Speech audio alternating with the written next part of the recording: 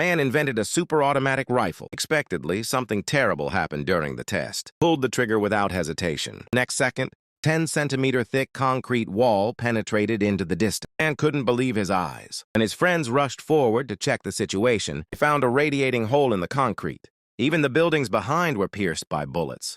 In order to test the stability of this gun, he asked his friend to set up a camera on one side.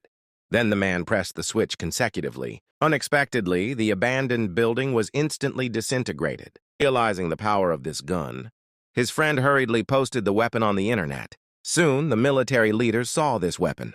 However, when the two sides made a face-to-face deal, the toy gun in the man's hand instantly lost interest in the other party. But soon he was slapped on the face and aimed at the tank and pulled the trigger. Just when everyone was stunned unexpectedly, a bullet suddenly shot over. The man hurried to find the body, but the man did not hesitate to open the developed weapon. Then he pulled the trigger in the forest. In the face of the assassins ambushed in the forest, the sniper could even clear the whole forest, so that the assassins had no place to escape. Everyone looked at this scene with disbelief. Unexpectedly, the power of the sniper was so powerful. In order to get this weapon, the military asked the man about the components of this sniper rifle. However, the man said that these were confidential, but if the two sides can cooperate, they can send a piece of technical information to them. Then the military brought the man to a larger laboratory to see how powerful this gun was. As the staff said that everything was ready, the man also pulled the trigger decisively. Then he shot. Unexpectedly, the shockwave was so powerful that it even knocked down the photographer, who was 100 meters away. Fortunately, no one was injured at the scene. Seeing this sniper rifle so precious, he realized that having this gun could destroy the enemy. The military quietly began to make a plan to make the man think of nothing. When the man came home after a tiring day, he found that his wife was kidnapped by a group of strangers. The other party took Chang's wife as a hostage, but did not extort money from him, but wanted him to use the sniper rifle as a blueprint to redeem his wife.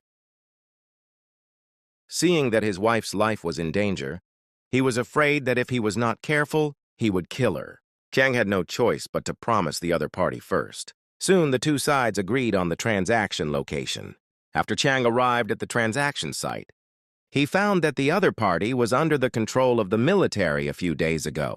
It turned out that the other party felt that the man's requirements were too high, so he did not plan to cooperate at all, but used this method to plan the blueprint of the sniper rifle. But even though he was deceived, he had no choice but to forcibly make a deal with the other party.